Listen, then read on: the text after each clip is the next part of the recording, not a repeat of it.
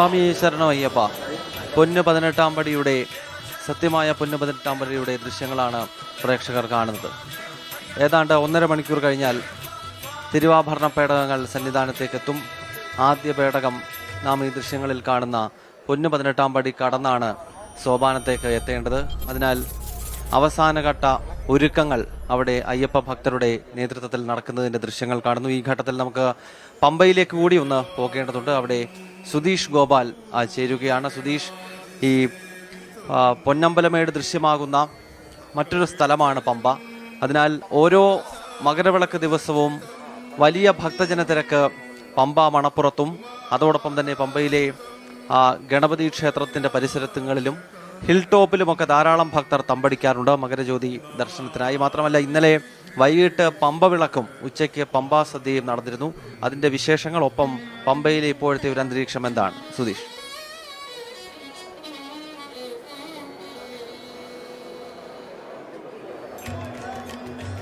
ദേവിതം ഇന്ന് 11 മണിവരെയും വലിയ രീതിയിലുള്ള തിരക്കായിരുന്നു അയ്യപ്പ ഭക്തരുടെ സന്നിധാനത്തേക്ക് ഇവിടെ നിന്നും ഉണ്ടായിരുന്നത്. അതിനുശേഷം 10 മണി മുതൽ തന്നെ നിലയ്ക്കൽ നിന്നും പമ്പയിലേക്ക് അയ്യപ്പ ഭക്തരെ കടത്തിവിടുന്നതിന് നിയന്ത്രണം ഏർപ്പെടുത്തിയിരുന്നു. 11 മണിയായതോടുകൂടി പമ്പയിൽ നിന്നും സന്നിധാനത്തേക്കും അയ്യപ്പ ഭക്തരെ കടത്തിവിടുന്നതിന് നിയന്ത്രണം ഉണ്ടാക്കി. ഇവിടെ ഇപ്പോൾ ഈ കാണുന്ന ബാരിക്കേഡ് വെച്ച്, പമ്പയിലെ നടപ്പന്തലിനോട് ചേർന്ന് ബാരിക്കേഡ് വെച്ചും മറ്റേ നടപ്പന്തൽ ക്ലോസ് ചെയ്തുകൊണ്ടുമാണ് ഈ ഭക്തരെ എല്ലാം തന്നെ തടഞ്ഞിട്ടുള്ളത്. ഈ നടപ്പന്തലിലാകെ തന്നെയും അയ്യപ്പ ഭക്തർ ഇപ്പോഴും തമ്പടിച്ചിട്ടുണ്ട്. അവർക്ക് ഇന്ന് തന്നെ തിരുവാഭരണ വിഭൂഷിതനായ അയ്യനെ ഒന്ന് കണ്ടു വണങ്ങാൻ വേണ്ടി ഇന്ന് രാത്രി നടയടയ്ക്കുന്നതിന് മുമ്പ് ഇവിടെ എത്തിച്ചേരുക എന്നുള്ള വലിയ ആഗ്രഹത്തോടു കൂടി തന്നെയാണ് അവരൊക്കെയും ഇത്രയും നേരമായി ക്യൂ നിൽക്കുന്നത്. അവർ ആ രീതിയിൽ നിൽക്കുമ്പോൾ ഇവിടെ പമ്പയിൽ നിന്ന് തന്നെ എങ്ങനെ ഇന്ന് മകരജ്യോതിയെങ്കിലും ഒന്ന് ദർശിക്കുക എന്ന വലിയ ഒരു ആഗ്രഹം കൂടി അവർക്കുണ്ട്. അത്തരത്തിൽ കുറേ പേരൊക്കെയും ഹിൽ ടോപ്പിലേക്ക് പോയിട്ടുണ്ട്. മറ്റേ ഫോറസ്റ്റ് ഓഫീസിന് സമീപത്ത് നിന്നാലും കാണാമെന്നുള്ള ഒരു വിവരമുണ്ട്. അപ്പോൾ ഈ രണ്ടിടത്തായാണ് കൂടുതൽ അയ്യപ്പ ഭക്തരും ഇപ്പോൾ തമ്പടിച്ചിട്ടുള്ളത്. എന്നാൽ ഹിൽ ടോപ്പിലും മറ്റും ഒരു പരിധിക്ക് പുറത്തേക്ക് ആൾക്കാരെ കയറ്റുന്നത് അപകടകരമാണ് എന്ന ഒരു മുന്നറിയിപ്പിൻ്റെ അടിസ്ഥാനത്തിൽ അവിടേക്കുള്ള ആൾക്കാരെയും നിയന്ത്രിക്കുന്നുണ്ട് എന്നതാണ് നമുക്ക് മനസ്സിലാക്കാൻ കഴിയുന്നത്. അങ്ങോട്ട് വാഹനങ്ങൾ കടത്തിവിടുന്നതിനും മറ്റും നിയന്ത്രണങ്ങൾ ഏർപ്പെടുത്തിയിട്ടുണ്ട്. ആ രീതിയിലെല്ലാമുള്ള ക്രമീകരണങ്ങൾ ഇവിടെ നടത്തുമ്പോൾ വലിയ രീതിയിലുള്ള ഒരു തിരക്ക് ഇന്ന് രാവിലെ സന്നിധാനത്ത് നിന്നും തൊഴുതിറങ്ങിയ വളരെ കുറച്ച് പേർ മാത്രമാണ് അവിടെ നിന്നും ഇറങ്ങിയെന്നാണ് നമുക്ക് ഇവിടെ നിന്ന് ലഭിക്കുന്ന വിവരം. അങ്ങനെ ഇറങ്ങിയവർ പോലും ഇവിടെ നിന്നെങ്കിലും മകരജ്യോതി ദർശിച്ച ശേഷം മടങ്ങിപ്പോവുക എന്ന ഉദ്ദേശത്തോടെയാണ് പമ്പയിൽ നിൽക്കുന്നത്. അത്തരത്തിൽ പമ്പയുടെ ഇരു കരകളിലും ഒക്കെ തന്നെയും അത്തരം അയ്യപ്പ ഭക്തരുടെ കൂട്ടങ്ങൾ കാണാം. ഇവരെല്ലാം തന്നെ ദീപാരാധനയ്ക്ക് ശേഷം മകരജ്യോതി ഇവിടെ നിന്ന് ദർശിച്ച് മടങ്ങാനാണ് ശ്രമിക്കുന്നത്. എന്നാൽ ഇവിടെ പുതിയതായി വന്ന ചില കെട്ടിടങ്ങളുടെ മേൽക്കൂരയും മറ്റും മുൻപ് കണ്ടിരുന്ന ചില പോയിന്റുകളിൽ അവിടെ നിന്നാൽ ഈ മകരജ്യോതി ദർശിക്കുന്നതിനും പൊന്നമ്പലമേട് കാണുന്നതിന് ഇപ്പോൾ തടസ്സമുണ്ട്. എന്നിരുന്നാൽ തന്നെയും ഹിൽ ടോപ്പിൽ നിന്നായാലും ഫോറസ്റ്റ് ഓഫീസിന് സമീപത്ത് നിന്നായാലും അത്തരം ദൃശ്യങ്ങളൊന്ന് കാണുക എന്ന ആഗ്രഹം തന്നെയാണ് ഭക്തർക്കുള്ളത്. ഇതേസമയം ഇന്ന് വൈകിട്ട് ഈ ദീപാരാധന കഴിഞ്ഞ് മകരജ്യോതി ദർശിച്ചതിന് ശേഷം ഇറങ്ങുന്ന അയ്യപ്പ ഭക്തരുടെ വലിയ തിരക്ക് പമ്പയിൽ പ്രതീക്ഷിക്കുന്നുണ്ട്. അതുകൊണ്ട് തന്നെ ഇപ്പോഴുള്ളവരെ പരമാവധി അതായത് സന്നിധാനത്ത് നിന്നും മടങ്ങിയെത്തിയവരെ വൈകിട്ട് ഭക്തർ ഇറങ്ങുമ്പോഴേക്കും തന്നെ ഇവിടെ നിന്നും ഒഴിവാക്കുക എന്നുള്ള ഒരു ശ്രമമാണ് പോലീസിൻ്റെ ഭാഗത്തു നിന്നുള്ള. അത്തരം ആൾക്കാരെ എല്ലാം തന്നെ വൈകിട്ട് ദീപാരാധന കഴിയുന്നതോട് തന്നെ പരമാവധി ബസ്സുകളിലും മറ്റും നിലയ്ക്കലേക്കും മറ്റും കൊണ്ടുപോവുക എന്നുള്ളൊരു ലക്ഷ്യം വെച്ച് തന്നെയാണ് ഇപ്പോൾ ക്രമീകരണങ്ങൾ ഏർപ്പെടുത്തുന്നത്. ആ രീതിയിൽ ക്രമീകരിച്ചില്ലെങ്കിൽ വലിയ ഒരു തിരക്ക് പമ്പയിലുണ്ടാവും. ഇപ്പോൾ തന്നെ വൈകിട്ട് കാണാനെത്തിയ ഭക്തരുടെ വലിയ തിരക്കുണ്ട്. 32,000-ലധികം പേരാണ് ഇന്ന് പമ്പ വഴി സന്നിധാനത്തേക്ക് എത്തിയിട്ടുള്ളതെന്നാണ് വെർച്വൽ ക്യൂവിൻ്റെയും മറ്റും കണക്കാക്കുന്നത്. സ്പോട്ട് രജിസ്ട്രേഷനും ഓൺലൈൻ രജിസ്ട്രേഷനും അടക്കം 32,000-ന് മേൽ ആൾക്കാർ പമ്പ വഴി സന്നിധാനത്തേക്ക് എത്തിയിട്ടുണ്ടെന്ന കണക്കാണ് നമുക്ക് പോലീസിൽ നിന്നും പമ്പയിലെ പോലീസുകാരിൽ നിന്നും നമുക്ക് അറിയാൻ കഴിഞ്ഞിട്ടുള്ളതും. ഗൗതം, ശരി സുധീഷ്, അവിടെ തുടരുക. പമ്പയിൽ അഭൂതപൂർവമായ ഭക്തജന തിരക്ക് മകരവിളക്ക് ദിവസം അനുഭവപ്പെടുകയാണ്. നേരത്തെ സൂചിപ്പിച്ചതുപോലെ പൊന്നമ്പലമേട് ദൃശ്യമാകുന്ന മറ്റൊരു സ്ഥലമാണ് പമ്പ. പമ്പ മുണപ്പുറത്തും ഹിൽ ടോപ്പിലും KSEB സബ്സ്റ്റേഷൻ്റെ മുറ്റത്തും ഒക്കെ നിന്ന് കഴിഞ്ഞാൽ മകരവിളക്ക് ഭക്തർക്ക് കാണാൻ കഴിയും. അതിനാൽ ഓരോ മകരവിളക്ക് കാലത്തും വലിയ തിരക്ക് പമ്പ മണപ്പുറത്തും ഗണപതി ക്ഷേത്രത്തിലും ഹിൽ ടോപ്പിലുമൊക്കെ ഉണ്ടാകാറുണ്ട്. വലിയ നിയന്ത്രണങ്ങൾ അവിടെ ഭക്തർക്ക് ഒരുക്കിയിരിക്കുന്നതായും മനസ്സിലാക്കാൻ കഴിയുന്നുണ്ട്. തിരുവാഭരണ ഘോഷയാത്ര ധനുമാസം 28-ാം തീയതി വലിയ കോയിക്കൽ കൊട്ടാരത്തിൽ നിന്ന് ക്ഷേത്രത്തിൽ നിന്നും ആരംഭിച്ച് ഇന്നിപ്പോൾ 3-ാം ദിവസം യാത്ര ശബരിമല സന്നിധാനം ലക്ഷ്യമാക്കി തുടരുകയാണ്. ശ്രീ പൃഥ്വിപാൽ, ഈ തിരുവാഭരണ ഘോഷയാത്ര ഈ കാലഘട്ടത്തിൽ ഇത്രയും ആധുനികമായ ഈ കാലഘട്ടത്തിലും പരമ്പരാഗത കാനനപാതയിലൂടെ എത്തുന്നു എന്ന കാര്യം നമ്മൾ നേരത്തെ ചർച്ച ചെയ്തതാണ്. ഒപ്പം ഇത് ധാരാളം മഹാക്ഷേത്രങ്ങൾ സന്ദർശിച്ചാണല്ലോ ഈ തിരുവാഭരണ പേടകങ്ങൾ ഇവിടേക്ക് എത്തുന്നത്. ഉദാഹരണമായി അയിരൂരിലെ പുതിയകാവ് ക്ഷേത്രം, അതോടൊപ്പം തന്നെ ആറന്മുള പാർത്ഥസാരഥി ക്ഷേത്രം. അപ്പോൾ ഈ തിരുവാഭരണത്തിൻ്റെ യാത്രയെപ്പറ്റി ഒന്ന് വിശദീകരിക്കൂ.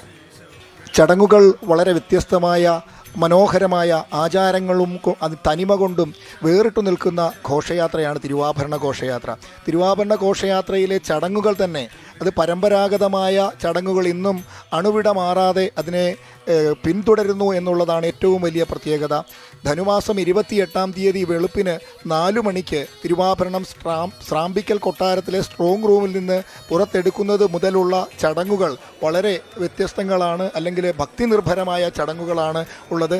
ആ തിരുവാഭരണ ഘോഷയാത്രയ്ക്കായി സ്ട്രോങ് റൂമിൽ നിന്ന് രാജകുടുംബാംഗങ്ങൾ അത് പുറത്തേക്കെടുത്ത് അത് ദേവസ്വം ഉദ്യോഗസ്ഥർക്ക് കൈമാറുന്ന ചടങ്ങാണ്. ആ ചടങ്ങിന് മുമ്പ് തന്നെ തിരുവാഭരണ വാഹകർക്ക് മാലയിട്ട് ഭസ്മം വാങ്ങി അവർ ഈ തിരുവാഭരണ പേടകത്തിൽ മാല ചാർത്തി അതിൽ നിന്ന് രാജകുടുംബാംഗം അവർക്ക് മാല ചാർത്തിയാണ് അനുമതി നൽകുന്നത്.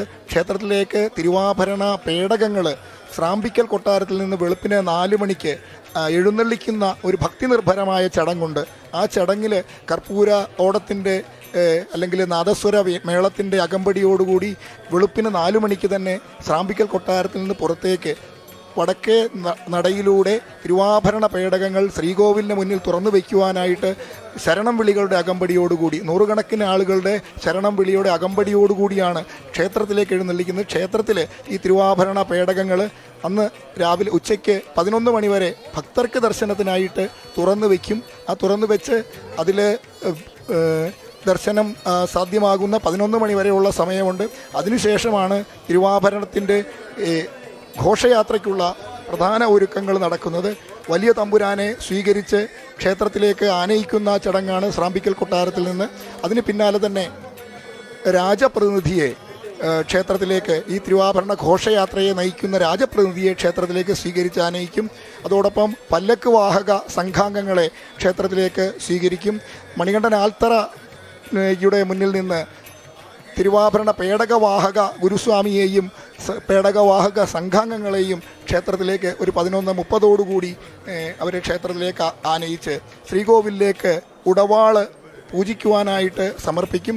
ഉച്ചപൂജയ്ക്ക് നടയടച്ച് മേൽശാന്തി ഉടവാൾ പൂജിച്ച് വലിയ തമ്പുരാന് കൈമാറുന്ന ഭക്തി നിർഭരമായ ചടങ്ങ്. അതിനുശേഷം വലിയ തമ്പുരാൻ പൂജിച്ച ഉടവാൾ രാജപ്രതിനിധിക്ക് അത് കൈമാറും. പേടകം അടച്ച് പ്രത്യേക പൂജകൾ നടക്കും. തിരുവാഭരണ പേടകത്തിന് മേൽശാന്തി നീരാഞ്ജനമൊഴിയും.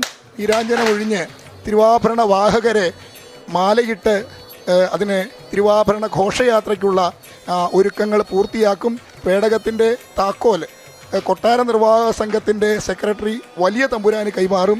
വലിയ തമ്പുരാൻ താക്കോൽ ദേവസ്വം അധികാരിക്ക് കൈമാറി രാജപ്രതിനിധി ക്ഷേത്രത്തിൻ്റെ ശ്രീകോവിലിനെ വലം വെച്ചിട്ട് ആ ക്ഷേത്രത്തിൻ്റെ പുറത്തേക്ക് ഉടവാളുമായിട്ട് എഴുന്നള്ളും.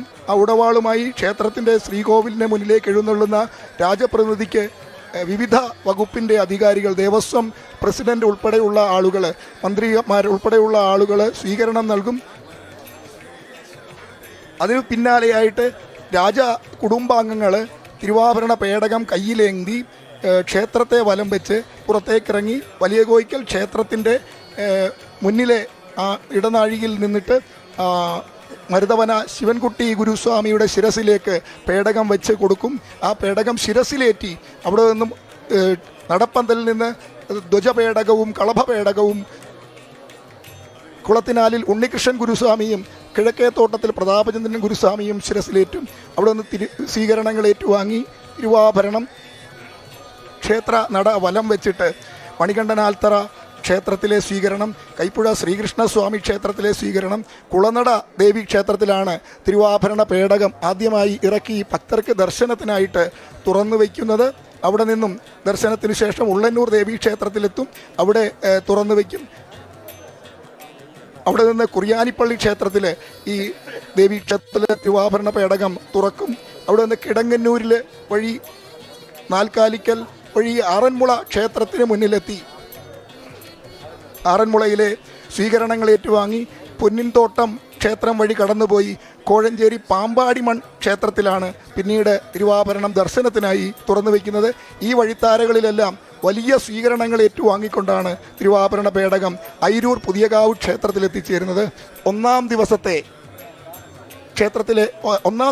യാത്ര ഉച്ചയ്ക്ക് 1 മണിയോടുകൂടി പുറപ്പെടുന്ന യാത്ര പൂർത്തിയാകുന്നത് രാത്രി 10 മണിയോടുകൂടി അയിരൂർ പുതിയകാവ് ക്ഷേത്രത്തിലാണ്. അയിരൂർ പുതിയകാവ് ക്ഷേത്രത്തിൽ എത്തി തിരുവാഭരണ ദർശനം സമാപിച്ചു കഴിഞ്ഞാൽ പിറ്റേ ദിവസം രാവിലെ വെളുപ്പിനെ 2 മണിയോടുകൂടി, അതാണ് ഏറ്റവും വലിയ പ്രത്യേകത, 2-ാം ദിവസത്തെ